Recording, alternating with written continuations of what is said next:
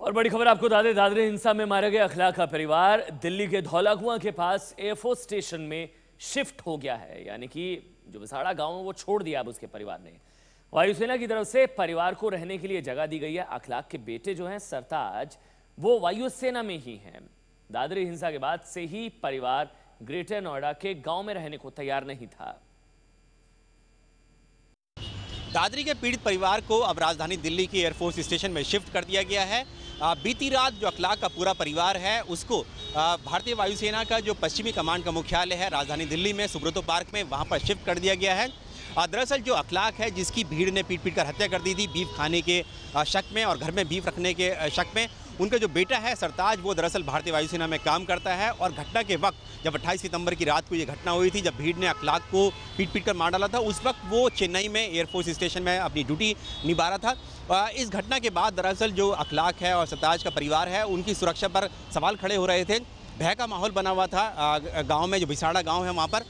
इसी बीच जो अपनी सालाना प्रेस कॉन्फ्रेंस में वायुसेना प्रमुख एयर चीफ मार्शल अरूप राहा ने ये भरोसा दिलाया कि सरताज के परिवार को, क्योंकि वो भारतीय वायुसेना में काम करता है, उसको पूरी जो है मदद की जाएगी और अगर ज़रूरत पड़ी तो उसके पूरे परिवार को किसी नज़दीकी एयरफोर्स स्टेशन में शिफ्ट कर दिया जाएगा, क्योंकि राजधानी दिल्ली के बहुत करीब है। 45 किलोमीटर यहाँ से दादरी का विसाड़ा गाँव, जहाँ पर ये घटना हुई थी। इसीलिए जो वायुसेना ने जो सरताज है उनके पूरे परिवार को यहाँ पर सुब्रतो पार्क में, जहाँ पर पश्चिमी कमांड का मुख्यालय है, यहाँ पर शिफ्ट कर दिया है।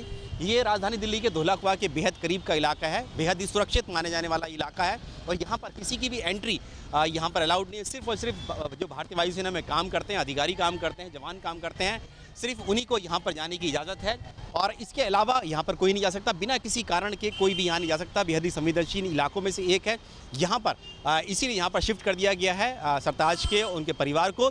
अभी भी हालांकि सरताज का जो छोटा भाई है, यानी कि अखलाक का जो बेटा है, जो इस घटना में घायल हुआ था, वो अभी भी नोएडा के एक प्राइवेट अस्पताल में अपना इलाज करा रहा है, क्योंकि वो भी इस घटना में घायल हो गया था। कैमरामैन सत्येंद्र के साथ नीरज राजपूत, एबीपी न्यूज़, दिल्ली।